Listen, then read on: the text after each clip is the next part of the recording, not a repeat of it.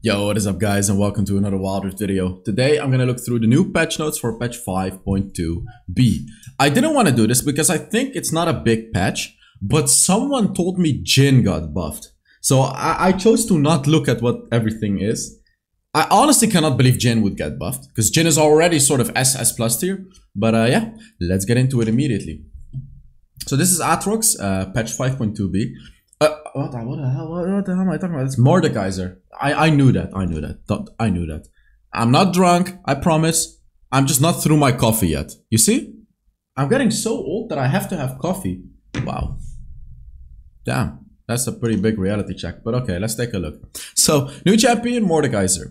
Twice slain and thrice born, Mordekaiser is a brutal warlord from a foregone epoch. What the hell is an epoch? Who uses his necromantic sorcery to bind soul into an eternity of servitude. Few now remain who remember his early conquests, or know the true extent of his powers. But there are some ancient souls that do, but they fear the day when he may return to claim dominion? These words, man. Over both the living and the dead. Wow, I love it. It's like a story. I love it. It's like a poem. Mordekaiser will be released on August 23rd. Oh, that's in 8 days already. Interesting. I'm gonna make a guide for this champion. I'm gonna play him as well. Alright, champion changes. We're gonna guess. Ahri is gonna get buffed 100%. Ahri hasn't been keeping up with her opponents, so we're boosting her damage. Yep. Ooh. Okay, this is a big buff. This is big. And she needs it because it's a 5 damage overall buff, but it's a 5% scaling buff as well. So basically you're gonna do between like 12.5 and like 15% extra damage throughout the entire game. Early game it's gonna be more like 15% extra damage, actually even more, maybe even 20%. And then late game you're gonna do closer to like 12.5, 13% bonus damage, which is a lot. And same goes for the true damage. As you can see, you're simply just gonna do more damage, and it's actually a lot more. Like, this does matter a lot. Her second ability, the cooldown goes down by 1 second, okay? And then the damage, oh my god, okay, it's the same, it's pretty much the same buff. It's actually an even bigger buff, this one. It's like 20% extra damage. Dear god. Early game 20 and the late game goes down to like around 16%. That's insane. These are pretty big buffs for Ahri, guys, wow. But she deserved it. Lissandra is probably gonna get nerfed.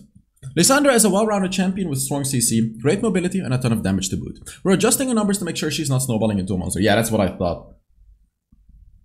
Okay, so just a 5% damage nerf on the first ability, which, you know, it matters, but I wouldn't say this destroys her, because the main damage comes from her ultimate and whatnot, but this just nerfs her overall damage, I suppose you could say. Her poking, her overall damage, her big all-in combo, it's a nerf, like that's what it is.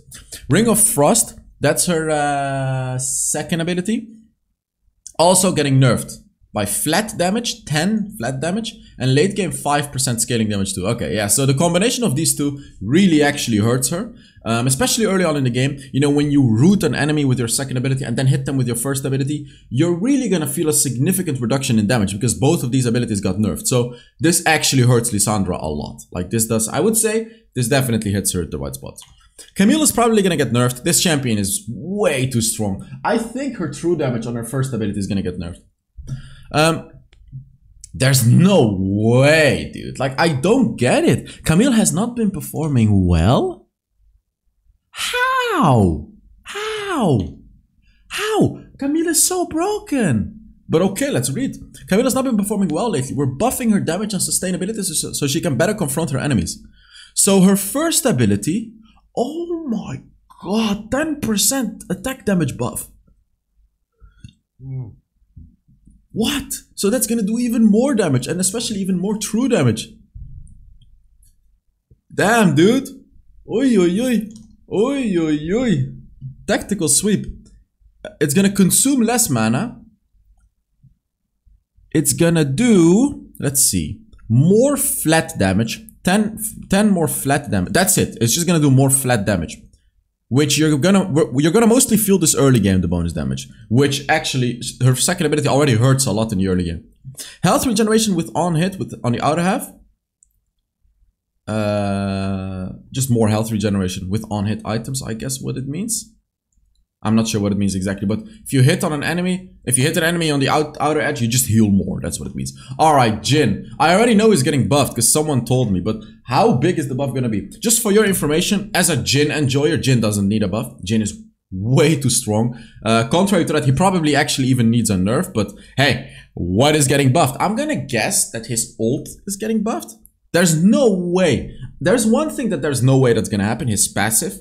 Because his passive, I remember when they changed his passive and he was giga broken and then they reverted it. There's no way they're bringing back that passive where he gets like 5% extra attack damage every level, right? Compared to other marksmen, JHIN isn't pumping out enough damage. That's not true. We're making sure every one of his bullets will strike true.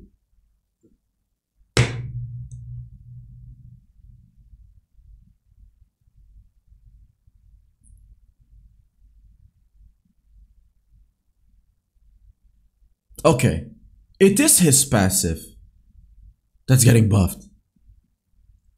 It's not the exact change that I talked about, but every time he levels up, bonus attack damage. Yeah, so it's not 5% of champion level anymore. Now he just gets 5% more per attack speed.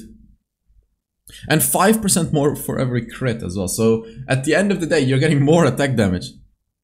And then the attack speed boosted by crit rate.